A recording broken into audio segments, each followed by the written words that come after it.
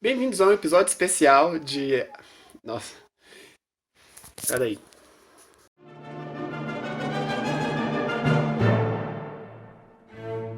Bem-vindos a um episódio especial de BBB 21, uma análise racial.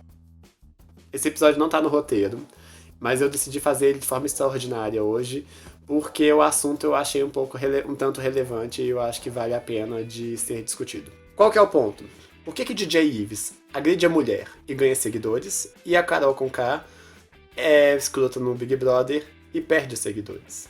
Bom, ok. No documentário que eu tô fazendo do BBB, eu não abordo muito o fenômeno 99,17 da Carol Conká, não.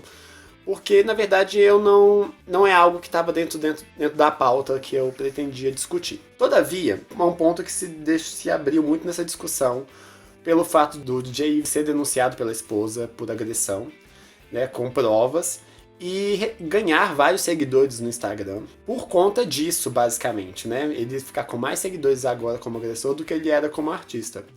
Ao passo que a Carol, embora tenha sido uma personagem bem complexa dentro do programa, não fez nada de errado, não cometeu nenhum crime, não agrediu ninguém, porém ela teve um tratamento muito pior.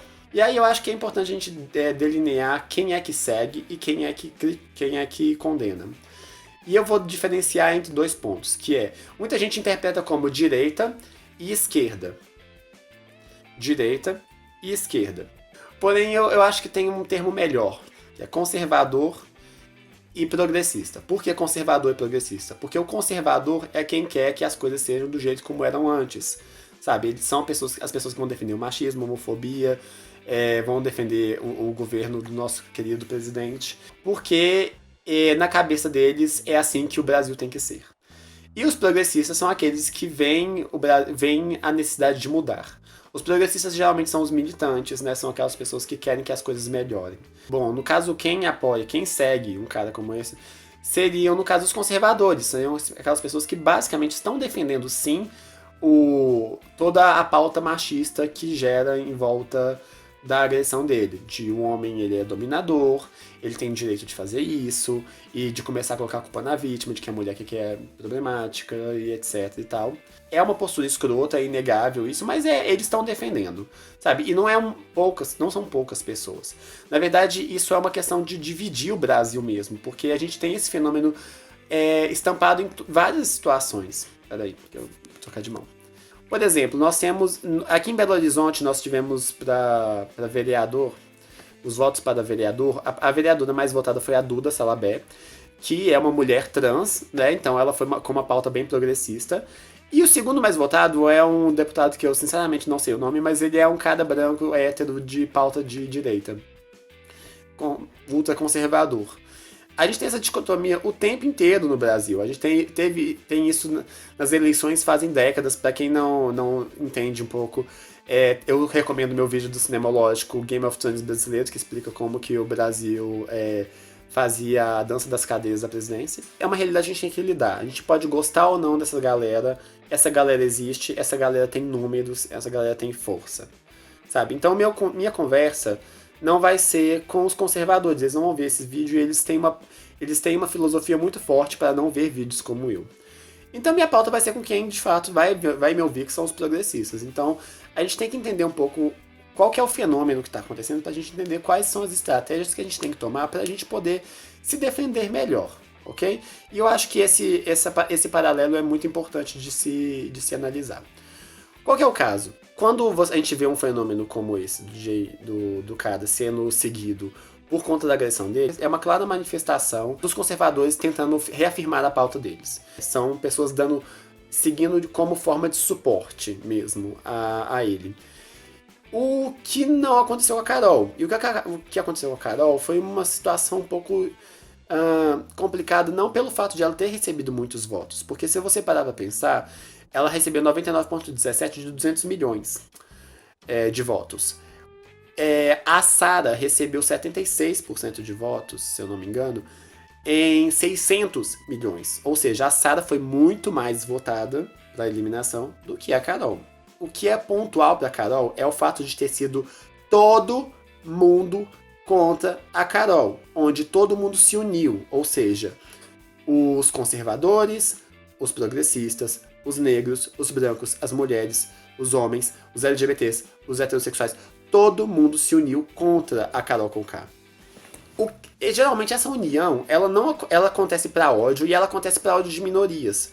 É muito difícil, se você comparar, por exemplo, com o Rodolfo, que foi indiscutivelmente problemático, quando as pessoas vieram contra ele, você via que os conservadores montaram uma frente de defesa, tanto que o Rodolfo, após a eliminação, foi a pessoa que mais ganhou seguidores em comparação aos outros participantes que não foram pro top 5. E muita gente da própria pauta progressista passou um certo pano pro problema do Rodolfo. E o que me intriga é por que não passar pano pra Carol Conká? Porque, tudo bem, a gente vai defender, a gente vai falar que ela tá errada.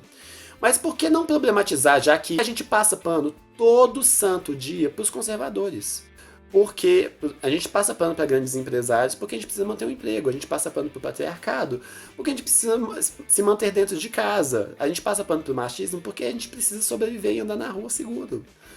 Por que é tão necessário que uma pessoa como a Carol Conká não passe pano para ela? Por que ela não merece o pano e todos os outros merecem o pano? E esse é o ponto. Eu acho que se a gente vai entender os opostos o tempo todo brigando, dessa maneira polarizada, então a gente vai pensar em termos de estratégia de guerra. Ou vamos analisar no ponto de vista de futebol.